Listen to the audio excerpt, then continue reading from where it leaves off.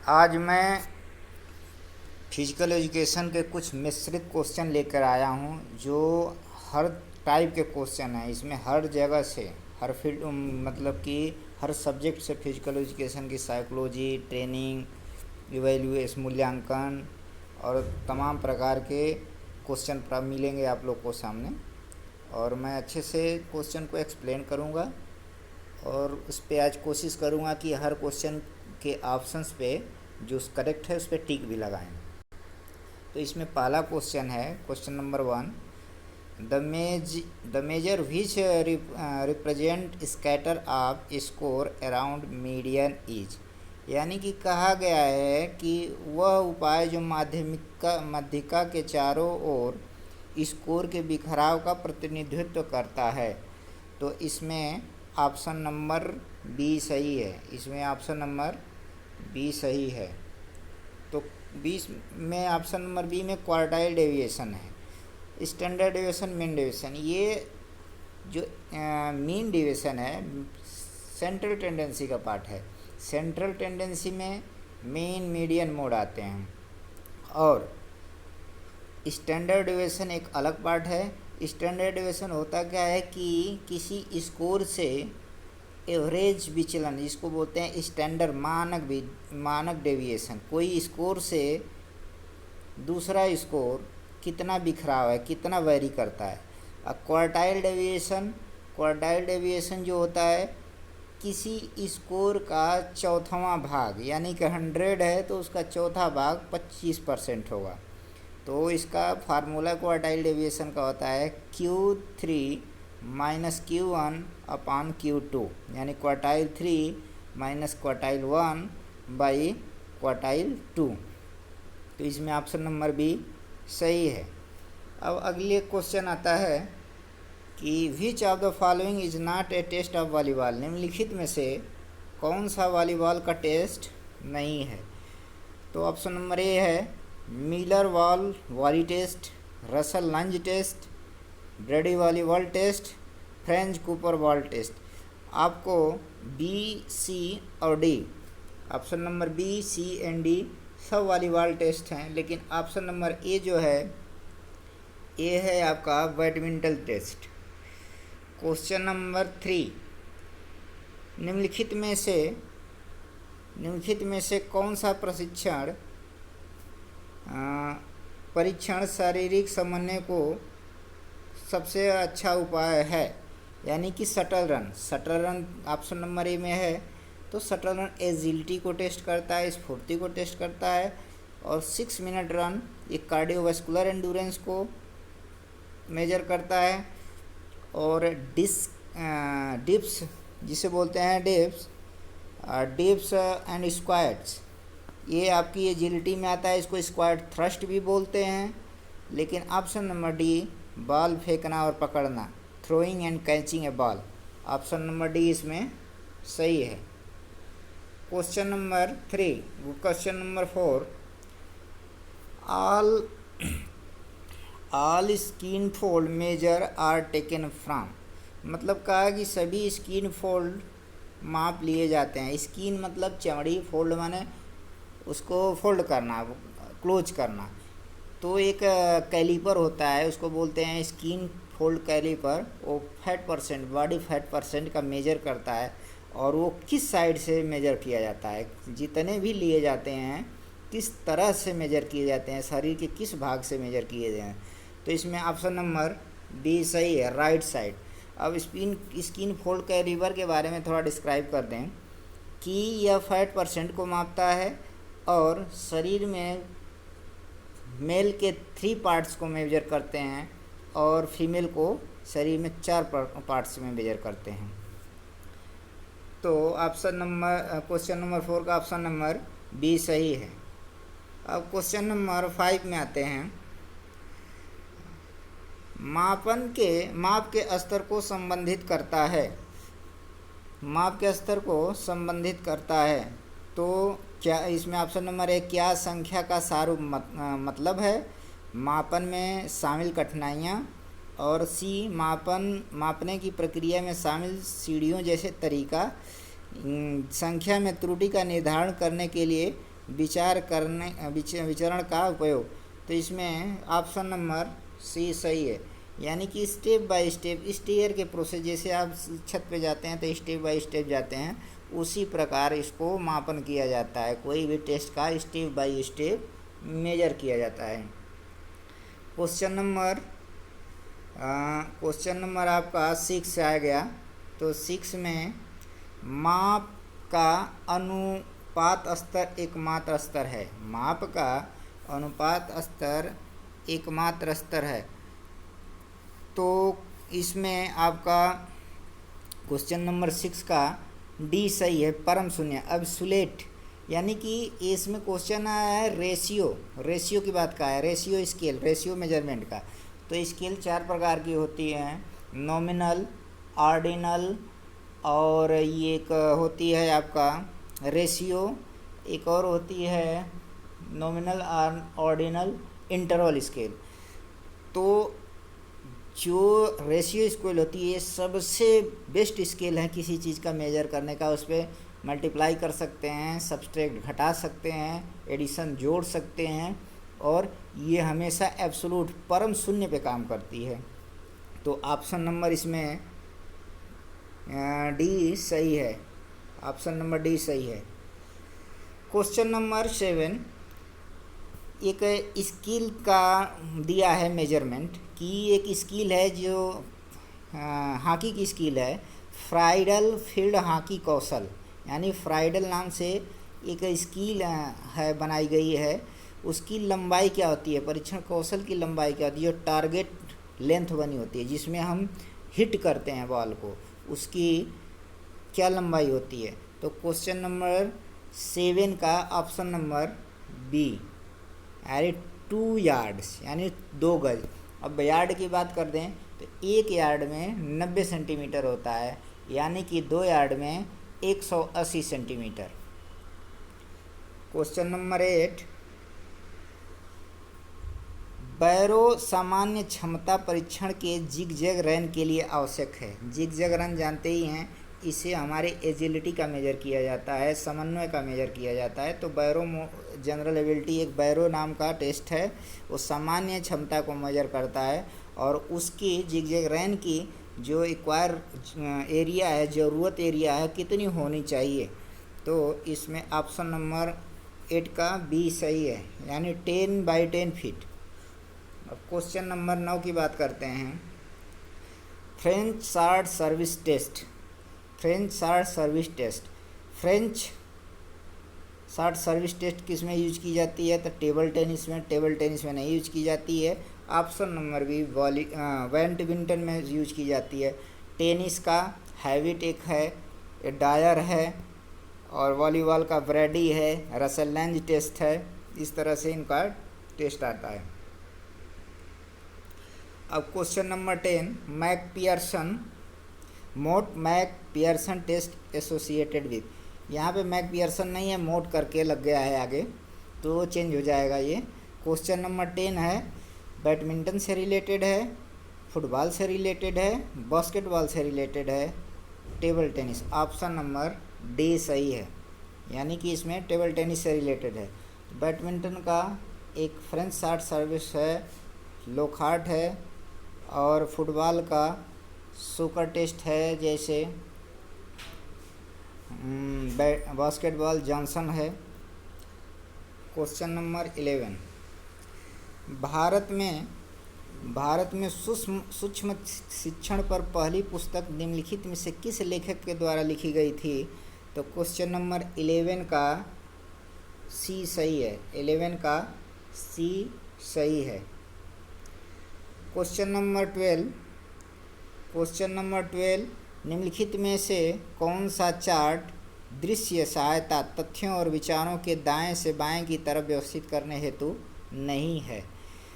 तो इनमें से ऑप्शन नंबर सी सही है, श्रृंखला चार्ट को दाएं से बाएं की तरफ व्यवस्थित करने हेतु नहीं होता है। अब question number 13, education is triangular process, it involve in interplay of, यानी कहा कि एजुकेशन जो है एक त्रिकोणीय प्रक्रिया है, इसमें कौन कौन से शामिल होते हैं। इनमें से क्या क्या शामिल होते हैं? तो इसमें मेन 3 होते हैं एजुकेशन प्रोसेस में। ऑप्शन नंबर बी सही है, यानी कि एजुकेटर जो शिक्षा दे रहा है, जो ग्रहण कर रहा है और किसको ग्रहण कर रहा है, यानी कि शिक्षक, स्टूडेंट और करिकुलम पाठ्यक्रम। तो ऑप्शन नंबर बी सही है। अब क्वेश्चन नंबर 14 की बात करते हैं। Micro teaching is more effective. Micro teaching ज़्यादा से सूक्ष्म शिक्षण कब अधिक प्रभावी होता है? तो कहा है शिक्षा की तैयारी के दौरान, जब उस शिक्षण और शिक्षा कर रहे हैं तैयारी को, उसके दौरान, शिक्षण अभ्यास के दौरान, शिक्षण अभ्यास के बाद या हमेशा। तो इसमें ऑप्शन नंबर बी सही है, शिक्षण अभ्यास है, during the teaching practice always. अब क्वेश्चन नंबर 15 में कुछ मैचिंग वाले क्वेश्चन हैं, जिसको मैं हिंदी के पार्ट पे ला के रख देता हूँ। मैचिंग वाले क्वेश्चन हैं और इसको मैच कराना है कि किससे कौन मैच करता है। तो इसमें ऑप्शन नंबर, क्वेश्चन नंबर 15 का ऑप्शन नंबर डी सही है। ऑप्शन नंबर डी है वो सही है। वीडियो को पॉज करके देख लीजिएगा, आप लोग पढ़ लीजिएगा। क्वेश्चन नंबर 16, क्वेश्चन नंबर 16, शिक्षण प्रौद्योगिकी विशिष्ट उद्देश्य के संदर्भ में सीखने और शिक्षण की कुल प्रक्रिया को डिजाइन करने, निष्पादित करने और मूल्यांकन करने की एक व्यवस्थित तरीका है। यह परिभाषा किस प्रकार दी गई थी? तो क्वेश्चन नंबर 16 का मैक मूरिन के द्वारा दी गई थी। यह डेफिनेशन मैक मूरिन के द्वारा दी गई थी। अब question number 17, internet explorer was invented and release by, यानी कि इंटरनेट एक्सप्लोरर का आविष्कार और जारी किया गया था, किसके द्वारा किया गया था? तो क्वेश्चन नंबर 17 का ए सही है, माइक्रोसॉफ्ट कॉरपोरेशन द्वारा। माइक्रोसॉफ्ट कॉरपोरेशन द्वारा इंटरनेट एक्सप्लोरर का आविष्कार किया गया था। क्वेश्चन नंबर 18, क्वेश्चन नंबर 18 है कि ज्ञान पाठ योजना के किस भाग में बच्चों को स्वयं कुछ बनाने और समस्याओं को हल करने की स्थिति का पता लगाने का मौका दिया जाता है? यानी कि स्वयं बच्चों को हल करने और स्थिति का पता लगाने के लिए मौका दिया जाता है। तो इसमें ऑप्शन नंबर सी सही है। इसमें ऑप्शन नंबर सी सही है, यानी जनरलाइजेशन में प्रेजेंटेशन, एप्लीकेशन और एसोसिएशन नहीं होगा, सामान्यकरण। Question number 19, which of the following theory present in the social aspect of learning? निम्नलिखित में से कौन सा सिद्धांत सीखने के सामाजिक पहलुओं को प्रस्तुत करता है? ट्रेल एंड एरर पहला है, ऑब्जर्वेशन, इंसाइट और इंफॉर्मेशन प्रोसेस, यानी ट्रेल एंड एरर परीक्षण त्रुटि विधि। ट्रेल एंड एरर को थार्नडाइक ने दिया था, जो एक बिल्ली पर प्रयोग किया गया था। ऑब्जर्वेशन मेथड्स, ऑब्जर्वेशन का मतलब होता है कि सामने परिस्थिति दे दी गई हैं, प्रक्रियाएं चल रही हैं, कोई एक्टिविटी चल रही हैं, उसको देख के ऑब्जर्व करके सीखना। तीसरा इंसाइट, इसको कोहलर ने दिया था एक चिंपांजी पे। और इंफॉर्मेशन प्रोसेस, इंफॉर्मेशन मतलब कि कोई सूचना आती है, हमारे अंदर रिटेन होता है, फिर उसको रिकॉल करते हैं, फिर उसका फीडबैक देते हैं। तो इसमें क्वेश्चन नंबर 19 में बी सही है, ऑब्जर्वेशन, सोशल एस्पेक्ट, यानी सामाजिक पहलुओं को, यानी कि व्यक्ति समाज से सीखता है, जो देख कर सीखता है, ऑब्जर्व करके सीखता है, तो उसको बोलते हैं ऑब्जर्वेशन। अब कुछ क्वेश्चन मैचिंग फॉलोइंग का है, इसको मैच कराना है। और क्वेश्चन नंबर 20 है, तो इसमें मैं ऑप्शन सीधे बता देता हूँ कि क्वेश्चन नंबर 20 में ऑप्शन नंबर सी सही है। इसको आप लोग वीडियो को पॉज करके अच्छे से देखिएगा। क्वेश्चन नंबर 21, इनमें से कौन सी पाठ्य योजना की पद्धति नहीं है? यानी कि परियोजना पद्धति, मूल्यांकन पद्धति, हार्वर्डियन पद्धति और भारतीय पद्धति। इसमें ए, बी और सी तीनों पद्धतियाँ हैं, लेकिन भारतीय पद्धति पाठ्य योजना की पद्धति नहीं है। तो इसमें ऑप्शन नंबर डी सही है। Question number 22, which is what's is in scope, किसका विषय क्षेत्र विस्तृत है, किसका विषय क्षेत्र विस्तृत है। तो क्वेश्चन नंबर 22 में है option number C, teaching strategy, teaching strategy. अब तीनों ऑप्शन की बात करते हैं। ऑप्शन नंबर ए में टीचिंग टैक्टिक, यानी टीचिंग टैक्टिक का एक टर्म आता है जो ड्यूरिंग द टीचिंग यूज करते हैं। टीचिंग में जब हमारे सामने कोई परिस्थिति पड़ती है, किस प्रकार की कंडीशन पड़ रही है, उसको जब हम अप्लाई करते हैं, टैकल करते हैं, तो उसको टैक्टिस बोलते हैं, ड्यूरिंग द कंपटीशन या ड्यूरिंग द टीचिंग। और टीचिंग टेक्निक होती है, टेक्निक जो होती है टैकलिंग द मोटर टास्क, जो लक्ष्य दिया गया है उसको कैसे टैकल किया जाए उसको टेक्निक बोलते हैं। और टेक्निक हिंदी में भी अगर कहें तो किसी उद्देश्य को पूरा करने का शार्ट और प्रभावी तरीका, ऐसा तरीका, ऐसी तकनीकी जिसमें कम समय कम एनर्जी खर्च करके ज़्यादा से ज़्यादा हम रिजल्ट प्राप्त कर सकें, उसको बोलते हैं टेक्निक। और टीचिंग मेथड्स में आएंगे आपका लेक्चर, डेमोस्ट्रेशन, प्रोजेक्ट, डिस्कस, ये तमाम प्रकार के लेक्चर मेथड्स होते हैं, टीचिंग मेथड्स होते हैं। और जो स्ट्रेटजी होती है, टीचिंग स्ट्रेटजी, यह टीचिंग से पहले बनाई जाती है और उसी स्ट्रेटजी को टीचिंग के दौरान फॉलो करते हैं। तो इस प्रकार 22 का ऑप्शन नंबर सी सही है। Isokinetic methods of training was introduced by, iso माने कुछ और काइनेटिक, आइसोकाइनेटिक, आइसो मीन्स कुछ और काइनेटिक माने मूवमेंट, यानी कि जिसमें कुछ मूवमेंट देखा जाए ड्यूरिंग द कॉन्ट्रैक्शन, उसको बोलते हैं आइसोकाइनेटिक। और आइसोकाइनेटिक का सबसे अच्छा एग्जाम्पल है, यानी कि ये सेम एंगल पे डिफरेंट एंगल पे डिफरेंट न सेम एफर्ट लगाता है। यानी कि जब हम बाइसेप कर्ल कर रहे होते हैं, यानी डंबल लेके नहीं, हाइड्रोलिक मशीन पे जब बाइसेप कर्ल कर रहे होते हैं तो उसे जब फ्लैक्शन करते हैं तभी भी और एक्सटेंशन पर करते हैं तभी, यानी कि डिफरेंट एंगल पे सेम फोर्स अप्लाई होता है, इसको बोलते हैं आइसोकाइनेटिक। स्विमिंग में भी आइसोकाइनेटिक कॉन्ट्रैक्शन यूज होता है। तो क्वेश्चन पूछता है कि स्विमिंग में कौन सा कॉन्ट्रैक्शन यूज होता है, तो आइसोकाइनेटिक। तो इसमें ऑप्शन नंबर बी सही है। जे पेरिन ने आइसोकाइनेटिक का इन्वेंटेड किया था, खोज की थी।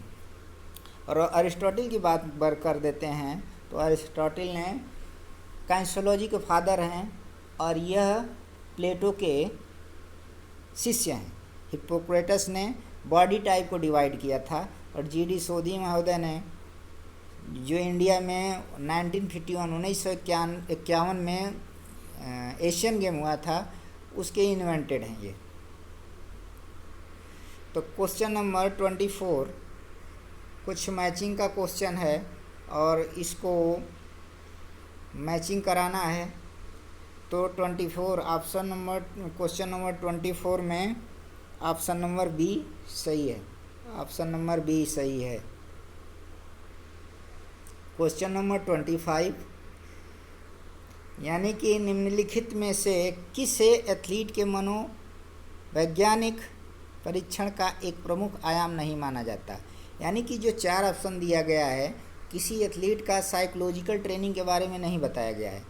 तो इसमें पहला option psychophysiological training, psychophysiological training यही सही है। यही साइकोलॉजिकल, यानी कि यही उसके साइकोलॉजिकल ट्रेनिंग के अंतर्गत नहीं आता है। बाकी कॉग्निटिव ट्रेनिंग यानी संज्ञानात्मक ट्रेनिंग, उसके संज्ञान के बारे में, उसके नॉलेज के बारे में ट्रेनिंग दी जाती है। सी मोटिवेशनल ट्रेनिंग, मोटिवेशन, उसको मोटिवेट किया जाता है। और साइको रेगुलेटरी ट्रेनिंग, यानी कि मन और शरीर को कैसे एकाग्र रखना है उसके बारे में ट्रेनिंग दी जाती है। लेकिन जो साइको फिजियोलॉजिकल है, साइको अलग है और शरीर क्रिया से संबंधित ट्रेनिंग अलग है।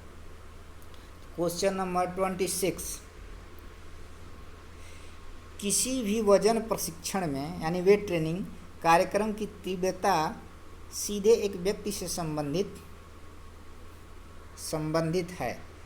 तो क्वेश्चन नंबर 26 का ऑप्शन नंबर सी सही है।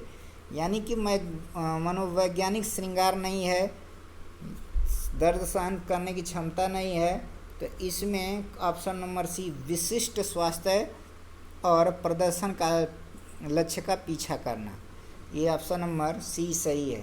Question number 27, in nature long term plan of sports training by and large, यानी प्राकृतिक में खेल प्रशिक्षण की दीर्घकालीन योजना द्वारा और बड़ी, यानी कि कॉन्सेप्चुअल, ये कि जब स्पोर्ट्स ट्रेनिंग का निर्माण करते हैं, प्लान होता है, तो उसमें सबसे इम्पॉर्टेंट और सबसे लार्ज कौन होता है, तो इसमें ऑप्शन नंबर ए सही है, कॉन्सेप्चुअल। यानी कॉन्सेप्चुअल का मतलब होता है कि पूरे ट्रेनिंग ईयर का एक कॉन्सेप्ट बनाते हैं कि हमें किस किस समय में क्या करना है, कौन सा मेथड सप्लाई करना है, कब कंपटीशन पीरियड रखना है, कब ट्रांजिशनल पीरियड होगा, कब रिकवरी, कब प्रिपरेटरी पीरियड होगा। तो सबसे पहला हो गया कॉन्सेप्चुअल प्लान एक बनाते हैं, उसके बाद मैक्रो, उसके बाद मेजो, जस्ट आफ्टर माइक्रो, फिर डे प्लान, फिर सेशनल प्लान। डे का 1 दिन का प्लान, सेशन में 40 मिनट 50 मिनट का प्लान, ऐसे हमारी ट्रेनिंग प्लान चलता है। तो question number 28, pyramid training was invented by, माने कि पिरामिड ट्रेनिंग का आविष्कार किया गया था, तो ऑप्शन नंबर ए सही है, रशिया में, रूस में इस पिरामिड ट्रेनिंग का आविष्कार किया गया था। और पिरामिड ट्रेनिंग होती क्या है कि यह प्रोग्रेशन ऑफ लोड, यानी कि जब हम वेट ट्रेनिंग चाहे कोई ट्रेनिंग करते हैं, तो हर रेपिटेशन में जब हम लोड को बढ़ाते जाते हैं तो उसको बोलते हैं पिरामिड ट्रेनिंग। जैसे पहले रेपिटेशन में आप 10 किलो वेट लेके, पहले सेट में 10 किलो वेट लेके आप 15 रेपिटेशन किए, उसके बाद 15 किलो वेट लेके 10 रेपिटेशन किए, यानी कि वेट बढ़ाते जाते हैं, जब लोड बढ़ाते जाते हैं तो उसको बोलते हैं पिरामिड ट्रेनिंग। क्वेश्चन नंबर 29 में एक डेफिनेशन दी गई है कि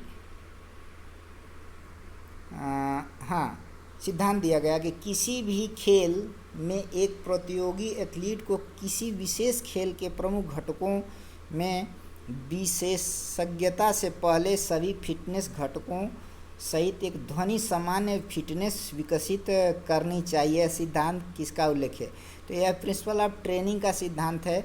यानी कि ये कहा गया है कि पूर्व घटकों को ध्यान में रखकर, यानी पूर्व घटकों को एक बार ध्यान में रखना चाहिए। तो यानी कि ऑप्शन नंबर बी सही है, जनरलाइजेशन बिफोर स्पेशलाइजेशन, यानी कि जो हमारा पुराना फिटनेस है उसको एक बार जनरलाइज करना है, फिर उसके बाद स्पेशलाइजेशन की तरफ बढ़ना है।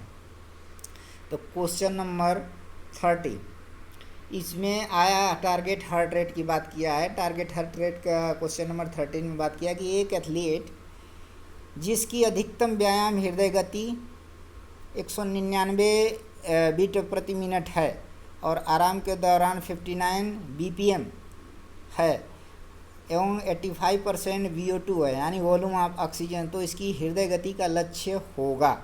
तो इसमें अब हम हार्ट रेट, इंग्लिश में लिखा है टारगेट हार्ट रेट की बात कहा है कि जब हम अपने हार्ट बीट को एक किसी पर्टिकुलर बिंदु के, किसी पर्टिकुलर पॉइंट के बीच में रखना चाहते हैं कार्य के दौरान, तो उसको बोलते हैं टारगेट हार्ट रेट। आपको अगर मान लीजिए आपका नॉर्मल 72 हार्ट रेट है, रेस्टिंग हार्ट रेट, और आप रखना चाहते हैं ये 120, 124, 125 के बीच में, तो उसी को बोलेंगे टारगेट हार्ट रेट, यानी बीपीएम। इसमें एक वर्ड आया है बीपीएम का मतलब होता है कि यह बीट से, हार्ट के बीट से ब्लड प्रेशर बीट मेजर बात कर रहा है बीपीएम। तो इसमें टारगेट हार्ट रेट की बात कर रहा है। तो टारगेट हार्ट रेट का फार्मूला बता देते हैं कि ब्रैकेट में 220 माइनस एज इंटू 85 90% होता है मैक्सिमम, 90% इक्वल टू, अब जितना आया तो उसको बोलते हैं टारगेट हार्ट रेट, उसको बोलते हैं टारगेट हार्ट रेट। तो इसमें ऑप्शन नंबर सी सही है, इसमें ऑप्शन नंबर सी सही है। अब क्वेश्चन नंबर 30 आ गया, the total amount of time dedicated. ये क्वेश्चन को मैं अगले स्लाइड में बता चुका हूँ, अगले वीडियो में बता चुका हूँ। तो इसमें रिलेटिव वॉल्यूम होगा, option number C relative volume. अब question number 32, using the recovery rates plotted on the graph given below, which methods of training is being carried out। यानी कि क्वेश्चन दिया है कि नीचे दिए गए ग्राफ पर प्लांट की गई रिकवरी दरों का उपयोग करते हुए प्रशिक्षण की कौन सी विधि की जा रही है।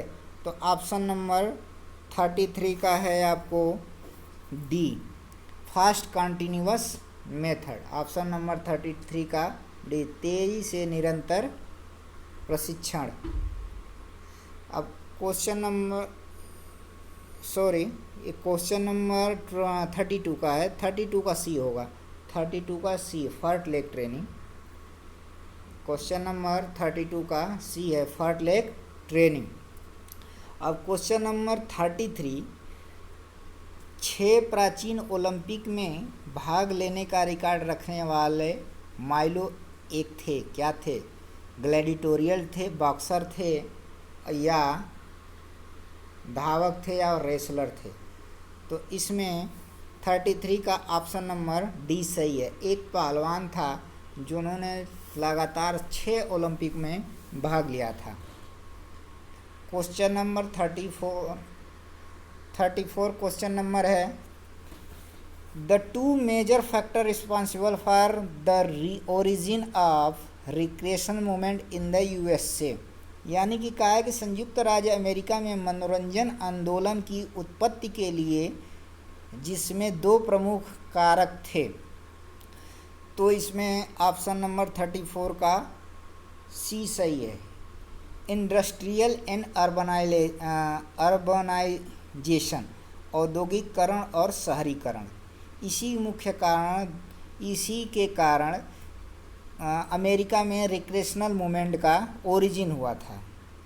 तो सी सही है। 35 क्वेश्चन नंबर 35 में मैचिंग द फॉलोइंग क्वेश्चन है।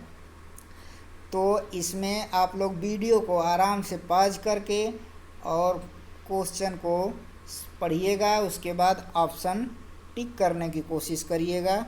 35 का सी सही है, इसमें ऑप्शन नंबर 35 का सी सही है। क्वेश्चन नंबर 36 उलरिच के अनुसार निम्नलिखित में से कौन सा समाज में शिक्षा की 3 प्रमुख जिम्मेदारियों में से एक नहीं है। यानी कि ये ऑप्शन में 3 प्रमुख समाज की जिम्मेदारियां हैं उलरिच के अनुसार, परंतु एक नहीं है। तो क्वेश्चन नंबर 36 का डी सही है। 36 का क्वेश्चन नंबर डी सही है, ऑप्शन नंबर डी सही है। क्वेश्चन नंबर 37 प्राचीन रोम में शारीरिक शिक्षा व्यवहारिक रूप से परिलक्षित थी। Physical education in ancient Rome practically reflected. यानी कि उपयोगितावाद के कारण ग्रीक एथलेटिकवाद, सांस्कृतिक संक्रमण और सौंदर्य शास्त्र।